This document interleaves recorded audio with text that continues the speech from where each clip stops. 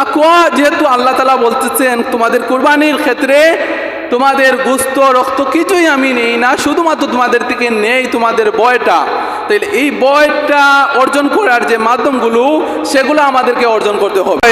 যে রাসূল সাল্লাল্লাহু আলাইহি ওয়াসাল্লামের আদর্শ মানতে হবে, তখন অনেকে রাগ করে ফেলে, তাইলে আমার নেতার আদর্শ কোথায় যাবে? সেভাবে রাসূলের আদর্শ যখন বাস্তবায়ন হয়ে যাবে তখন তো আমি আর আগের মতো তো আমি আর টেন্ডারবাজি বিভিন্ন ধরনের কাজ আমি আর করতে পারবো না। রাসূলের আদর্শ যদি বাস্তবায়ন হয়ে যায়, আপনাকে শুনিয়ে রাখি, আমার কথা নয়, কোরআনের কথা মিলিয়ে দেখবেন, রাসূলের আদর্শ বাস্তবায়ন করতে যদি আপনার কষ্ট হয়, এটা যদি মানতে আপনার কষ্ট হয়, তাহলে আপনি মুমিন থেকে যেন এই মুসলমানিত্ব শুধু নামাজে মসজিদে, কিন্তু এই মুসলমানিত্ব আপনাকে জান্নাতে পৌঁছাতে পারবে না।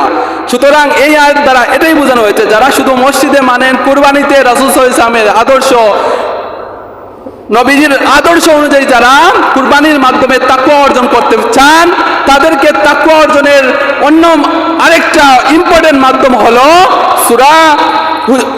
সূরা হুজরাতের 2 নম্বর আয়াত, রাসূল সাল্লাল্লাহু আলাইহি ওয়াসাল্লামকে পূর্ণাঙ্গ আদর্শ, পূর্ণাঙ্গ নেতা বানিয়ে তাকওয়ার গুণ অর্জন করা। রাসূল সাল্লাল্লাহু আলাইহি ওয়াসাল্লামকে আমরা সর্বক্ষেত্রে শুধু নেতার আদর্শ বাস্তবায়ন করার জন্য আমরা আমাদের জান মাল জীবন পর্যন্ত উৎসর্গ করে দিই, অমুকের আদর্শ বাস্তবায়ন করব। একবার তা বলি না যে আমাদের রাসূল মুহাম্মদ সাল্লাল্লাহু আলাইহি ওয়াসাল্লামের আদর্শ বাস্তবায়ন করার জন্য সংগ্রাম করব। সম্মানিত মুসলিম ভাই ও বোনেরা, আপনাদের ভয় আছে, আপনারা জান্নাতে যেতে চান, আমরা সবাই জান্নাতে যেতে চাই, সেই জন্য তো এত টাকা বের করে আমরা কুরবানি দিতেছি। তো কুরবানির দ্বারা অবশ্যই আমরা তাকওয়াটা অর্জন হবে, তবে তাকওয়ার অর্জন মেইন বিষয় হলো আমরা রাসূল সাল্লাল্লাহু আলাইহি ওয়াসাল্লামকে পূর্ণাঙ্গ আদর্শ, পূর্ণাঙ্গ নেতা, রাসূল সাল্লাল্লাহু আলাইহি ওয়াসাল্লামের আদর্শ জীবনের সর্বক্ষেত্রে, সমাজে, নমাজে, রাজনীতিতে, সর্বক্ষেত্রে যাতে রাসূল সাল্লাল্লাহু আলাইহি ওয়াসাল্লামের আদর্শ বাস্তবায়নের আন্দোলন করে আমরা তাকওয়ার গুণ অর্জন করতে পারি। আল্লাহ তাআলা যেন আমাদেরকে সেই সুযোগ দান করেন। তাকওয়া অর্জন করার প্রথম মাধ্যম হলো কুরআন তিলাওয়াত করা। কুরআন তিলাওয়াত করা বলতে সেটা নয় শুধু আরবি কুরআন পড়বো না, যেটা আরবি পড়বো সেটা আমরা অর্থ বোঝার চেষ্টা করব এবং সেই আয়াতের ব্যাখ্যাটা বুঝতে হবে। এবং তাকওয়া অর্জন করা 2 নম্বর মাধ্যম হলো সত্যবাদীর সঙ্গী হওয়া। ওয়াকুনু মা সাদিকিন, যারা সত্য বলে তাদের সঙ্গী হতে হবে।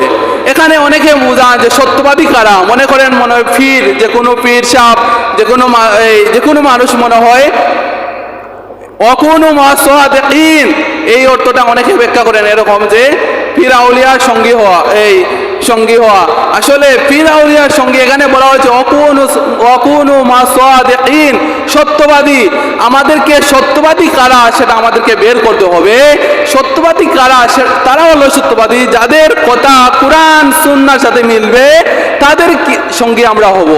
যদি আমরা যারা কুরআন সুন্নাহ অনুযায়ী আমাদেরকে উপদেশ দেয়, আদেশ দেয়, কুরআন সুন্নাহ অনুযায়ী আমাদেরকে আদেশ দেয়, আর সেগুলো যদি আমরা অনুসরণ করি, তাহলে তাকওয়া অর্জন করার 2 নম্বর মাধ্যম আমরা সফলতা অর্জন করতে পারবো। তাকওয়া অবলম্বন করার 3 নম্বর মাধ্যম হলো সুবিচার করতে হবে, ইনসাফ প্রতিষ্ঠিত করতে হবে। আমাদের সমাজে কিন্তু কোনো ইনসাফ নেই। এই ইনসাফ যদি আমাদের মধ্যে না থাকে, তাহলে তাকওয়ার যে কোয়ালিটি রয়েছে সেটা আমাদের অর্জন হবে না। আর তাকওয়ার যদি তাকওয়া যদি আমরা অর্জন না করতে পারি, তাহলে কিন্তু জান্নাতে যাওয়া আমাদের জন্য অসম্ভব হয়ে পড়বে, কারণ তাকওয়াকে আল্লাহ তাআলা ভালোবাসেন।